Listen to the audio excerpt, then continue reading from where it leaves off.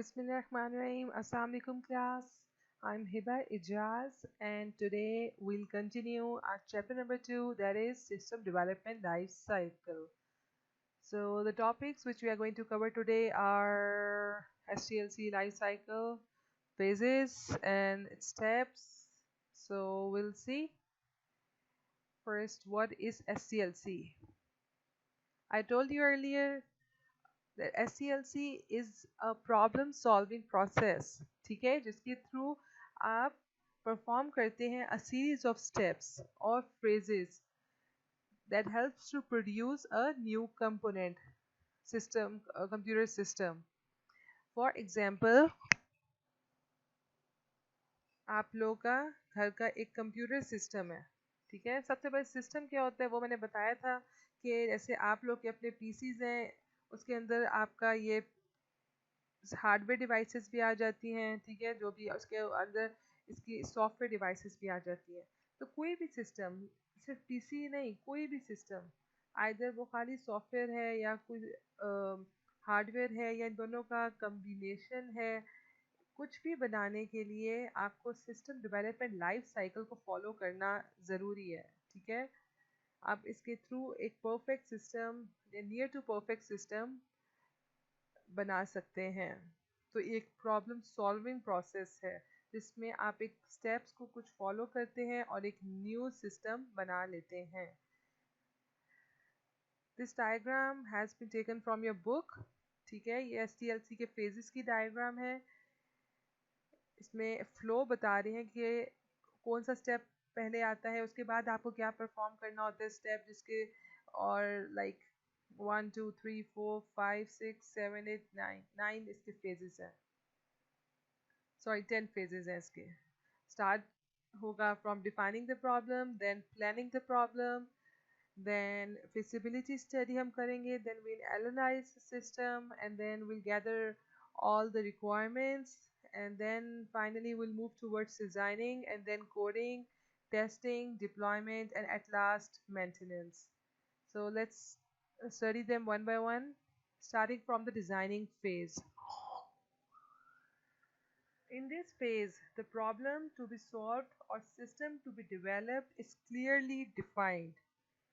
For example आप एक system बना रहे हैं, एग्जामिनेशन सिस्टम, ठीक है। उस एग्जामिनेशन सिस्टम का काम क्या होगा कि वो स्टूडेंट्स के पेपर्स लेंगे, ठीक है, उसमें स्टूडेंट्स का पूरा रिकॉर्ड होगा, देन उनकी चेकिंग होगी, एंड चेकिंग होने के बाद स्टूडेंट्स को उनके नंबर्स डिस्प्ले कर दिए जाएंगे। तो इसमें हमारे पास क्या है, पहले स्टूडेंट्स से एग्ज़ाम्स कंडक्ट होंगे उनके, ठीक है, उनके एग्ज़ाम्स कंडक्ट होंगे, देन उनकी मार्किंग होगी जो कि टीचर्स करेंगे, ऑनलाइन मार्किंग भी होगी, एंड देन क्या होगा कि उनके रिजल्ट्स डिस्प्ले हो जाएंगे। ये सिस्टम आजकल बहुत ज़्यादा लाइक डिमांड हो इस सिस्टम की, और बहुत यूनिवर्सिटीज़ फॉलो कर रहे हैं बिकॉज ऑफ कोविड-19। You people are lucky ones जिनके ऑनलाइन भी एग्ज़ाम्स नहीं हुए, डायरेक्टली पास हो गए हैं। ओके, तो हमने क्या करना है, एक ऐसा सिस्टम बनाना है जिसमें ऑनलाइन एग्ज़ाम्स हो सके, ठीक है, एग्जामिनेशन सिस्टम। तो डिफाइनिंग फेज में हम ये डिफाइन कर लेंगे इसके क्या मॉड्यूल्स होंगे, कि एग्ज़ाम्स कंडक्ट हो, ठीक है, फिर मार्किंग हो, रिजल्ट डिस्प्ले हो, फिर उनकी परसेंटेज कैलकुलेट हो, स्टूडेंट्स के सारे नाम आ जाए, ठीक है, यहाँ पे इनकी परसेंटेज कैलकुलेट हो, स्टूडेंट्स नेम हो, ठीक है, तो फुल उनका साथ उसका रोल नंबर भी आए, तो फुल फंक्शनैलिटी सारे मॉड्यूल्स हम डिफाइन करते हैं डिफाइनिंग फेज में। और जब ये मॉड्यूल्स डिफाइन हो जाते हैं, कंपोनेंट्स एक सिस्टम में क्या क्या होंगे उनको एक डॉक्यूमेंट की फॉर्म में रख दिया जाता है, ओके। और फिर ये डॉक्यूमेंट अप्रूव करवाते हैं, किससे हम अप्रूव करवाते हैं, जो टीम इस प्रोजेक्ट के ऊपर काम कर रही है, आइदर उससे, ठीक है, टीम से, या फिर आपके जो कस्टमर्स हैं। फॉर एग्जांपल अगर आप लोग के कॉलेज वालों ने ऑनलाइन एग्ज़ाम्स कंडक्ट करवाए हैं और कॉलेज वाले एक सिस्टम बनवा रहे हैं, तो यहाँ पे कस्टमर आपके कॉलेज वाले हैं, ठीक है, कॉलेज। तो उनके लिए ये सिस्टम बनाया जा रहा है। ये डॉक्यूमेंट को ये अप्रूव करते हैं, ठीक है, जिसमें सारे के सारे गैदरिंग कर ली, हमें डिफाइन कर लिया कि ये सारे काम होने हैं, ठीक है। डॉक्यूमेंट को आपके कॉलेज से भी अप्रूव कर लिया, या फिर वो उसको डॉक्यूमेंट को जो टीम के इस प्रोजेक्ट के ऊपर काम कर रही है उससे अप्रूव करवा दिया जाएगा।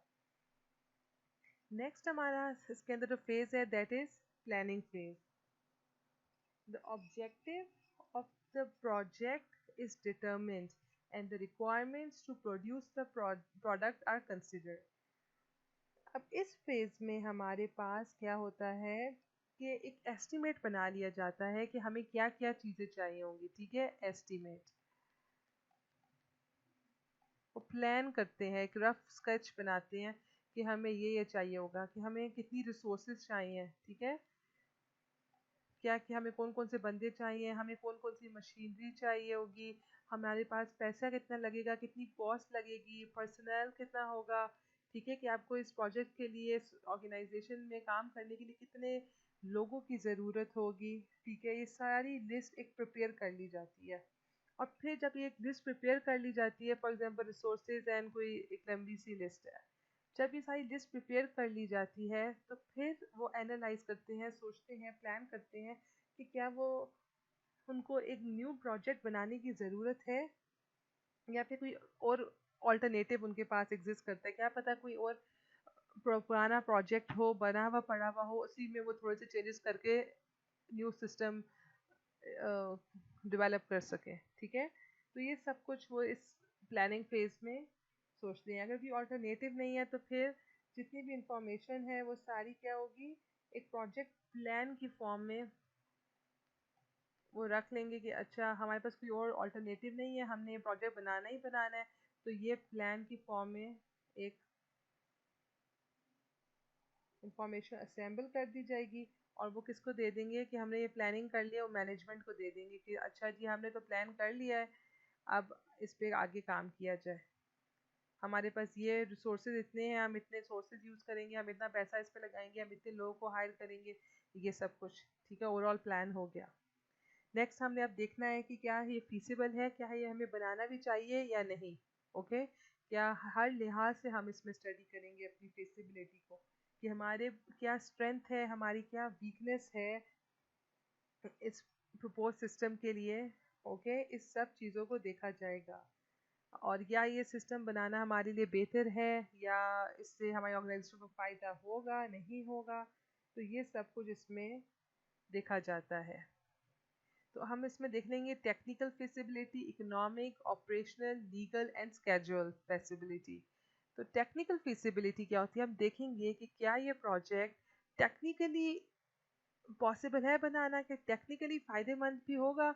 टेक्निकल से मुराद है कि क्या आपके पास वो मशीनरी जिसके ऊपर ये बनाना है वो अवेलेबल है, क्या वो टूल्स जो आपने यूज़ करने हैं, tool for example tools like कोई सॉफ्टवेयर्स की बात कर रही हूँ, ठीक है, जो सॉफ्टवेयर्स आपने यूज़ करने हैं जिसके ऊपर किसी भी प्रोजेक्ट को बिल्ड करना है, क्या वो आपके पास मौजूद है, क्या वो बंदे मौजूद हैं, टेक्नीशियंस जो कि इस पे काम करें, सॉफ्टवेयर डेवलपर्स मौजूद हैं, ठीक है। वो सब हार्डवेयर एंड सॉफ्टवेयर के लिए जो टेक्निकली आपको चाहिए होंगे वो सारे क्या क्या मौजूद हैं, क्या वो फीसिबल भी होगा हमारे लिए बनाना कि नहीं, ठीक है। कि हम लोग इवेल्युएट करते हैं इसके अंदर। फिर हम देखेंगे क्या इतना बजट है, क्या इतने बजट में बनाया जा सके, ओके। इकोनॉमिकली हम देखते हैं, स्टडी करते हैं। देन देखेंगे कि क्या ये सिस्टम ऑपरेशनल फिजिबिलिटी में देखेंगे क्या ये सिस्टम ऑपरेशनल होगा, क्या ये फ़ायदेमंद होगा, क्या ये इसको चलाया जा सकेगा, क्या ये ऑपरेशन आ सकेगा, ठीक है, और किस तरह आएगा, ये सब कुछ हम देखेंगे। देन लीगल फिजिबिलिटी में हम स्टडी करते हैं कि क्या कोई हम लोग कोई लॉ को के अगेंस्ट तो नहीं जा रहे, क्या ये सब चीज़ें लीगली अलाउड है हमारे लिए, okay. And then at last हम स्केड्यूल फिजिबिलिटी करते हैं कि क्या जो हमें टाइम दिया गया है उसके अंदर अंदर रहते हुए हम काम कर सकते हैं या फिर नहीं, ओके। तो इसमें स्केड्यूल को स्टडी किया जाएगा फुल, कि इतना टाइम है, हमें इस टाइम पे हमें अपने डिलीवरेबल्स प्रेजेंट करने हैं, हमें अपना प्रोजेक्ट डिलीवर करना है, तो क्या हम कर सकेंगे या फिर नहीं, ओके। नेक्स्ट फेज हमारा आता है एनालिसिस का phase. In this phase, project team determines the end user requirements. Analysis is also looking at the existing system to see when and how it is doing job. जब हम first जिसका है कि project team determines the end user requirement, कि end user जो customer है, ठीक है, उसका क्या रिक्वायरमेंट है, उसको हम लोग स्टडी करते हैं. अब ये एंड यूज़र की रिक्वायरमेंट हमें कैसे पता चलेगा? हमारा जो भी क्लाइंट है, फॉर एग्जांपल एग्जामिनेशन सिस्टम के केस में हमारे पास जो कॉलेज था, उस वो एंड यूज़र था, उसके स्टूडेंट्स एंड यूज़र थे, ठीक है. तो क्लाइंट फोकस ग्रुप की असिस्टेंस के साथ, उनकी हेल्प के साथ आप एक उनकी सारी रिक्वायरमेंट्स गैदर कर सकते हैं, ठीक है. वो बताएंगे, क्लाइंट्स बताएंगे, एक्सप्लेन करेंगे, एक्सप्लेनेशन प्रोवाइड करेंगे क्या क्या उनको चाहिए और वो क्या एक्सपेक्ट कर रहे हैं कि कैसे काम करेगा, क्या इसकी परफॉर्मेंस होगी, ये सब कुछ. और इसके साथ साथ हम लोग ये भी देखते हैं कि जो हमारा एग्जिस्टिंग सिस्टम है, अगर हमारा ऑलरेडी ऑनलाइन एग्जामिनेशन का एग्जिस्टिंग सिस्टम है कोई, ठीक है, कोई एक सिस्टम पहले से एग्जिस्ट करता है, तो हम देखेंगे कि वो कैसे काम कर रहा है. ओके, क्या हम इसी को यूज़ कर सकते हैं कि नहीं. तो सारे क्वेश्चंस वो फॉलो करते हैं एनालाइज करने के लिए कि can the propose system be developed with available resources and budget. क्या हम ये बना सकते हैं और क्या ये हमारी ऑर्गेनाइजेशन के लिए फ़ायदेमंद होगा. फॉर एग्जांपल, आप जो पैसे स्पेंड कर रहे हैं वो एक प्रोजेक्ट के ऊपर है, वो है 50,000, ठीक है, आपको जो इन रिटर्न मिल रहा है वो है 30,000.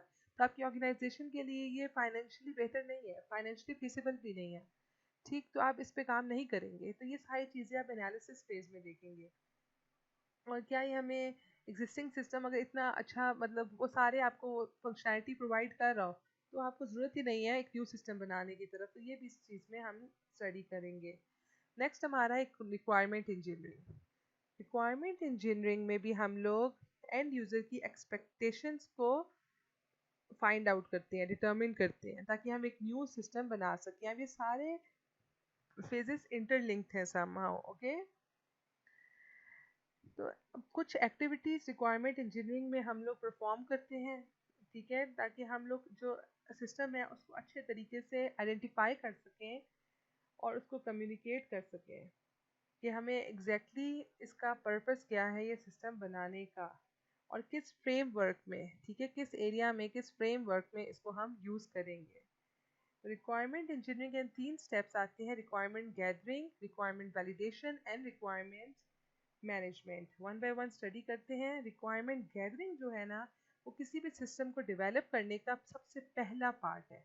ओके, सबसे पहला काम हमने रिक्वायरमेंट्स को गैदर करना होता है. वो किस तरह गैदर करते हैं, मैंने पहले बताया था कि कस्टमर्स के साथ मीटिंग्स अरेंज करके कस्टमर्स से पूछते हैं कि उसको क्या चाहिए क्या. फिर हम देखते हैं कि अच्छा कस्टमर को ये चाहिए, फिर हम देखेंगे कि मार्केट में क्या क्या इन है, लोगों की क्या डिमांड है, फिर हम वो फंक्शनैलिटी भी ऐड कर देंगे. तो हमारे पास दो टाइप की हमारे पास रिक्वायरमेंट्स जो हैं उनको स्टडी किया जाता है, उनको एनालाइज किया जाता है: फंक्शनल रिक्वायरमेंट्स और non functional requirement. Functional requirements बताती हैं हमारे पास कि it specifies the software functionality that a developers must build, ठीक है, what the system should do, ठीक है. ये एग्जैक्टली बताती हैं कि हमारा सिस्टम क्या करे, ठीक है. वो फंक्शनैलिटी जिसके बगैर का आपका सिस्टम काम ही नहीं कर सकता.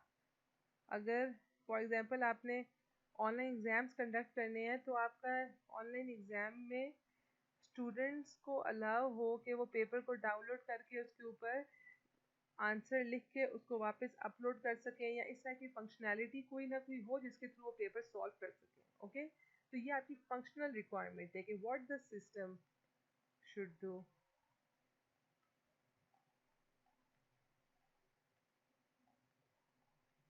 नेक्स्ट होती है नॉन फंक्शनल रिक्वायरमेंट्स, कि आपका सिस्टम कैसा काम कर रहा है.